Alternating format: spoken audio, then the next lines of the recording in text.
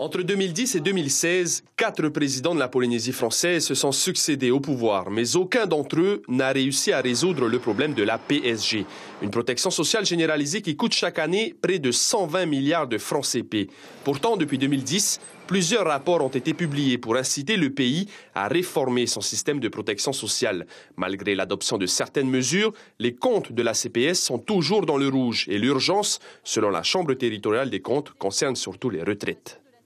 C'est simple, si l'on ne fait rien, on ne pourra plus payer les retraites. Or, ce n'est pas ce que le gouvernement veut, bien évidemment. Le gouvernement souhaite que tout le monde puisse toucher sa retraite à partir du moment où il a cotisé et assurer la retraite des générations futures.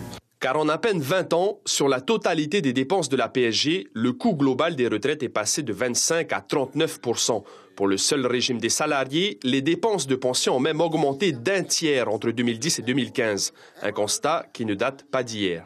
On a un gouvernement qui a décidé de prendre le taureau par les cornes. Depuis 2014, c'est ce qu'on nous dit. Mais ce que je vois, c'est qu'on ne fait pas. On dit on va faire, mais on ne fait pas. C'est toute la population qui va morfler dans cette affaire-là. On ne peut pas continuer de laisser les choses se dégrader comme c'est fait. Et le gouvernement travaille actuellement sur d'autres mesures qui seront adoptées dans le courant de l'année. Et cela, malgré les élections territoriales qui se profilent et les risques d'impopularité liés à la réforme. Tout ceci ne rentre pas en ligne de compte parce qu'on n'est pas dans une démarche électoraliste.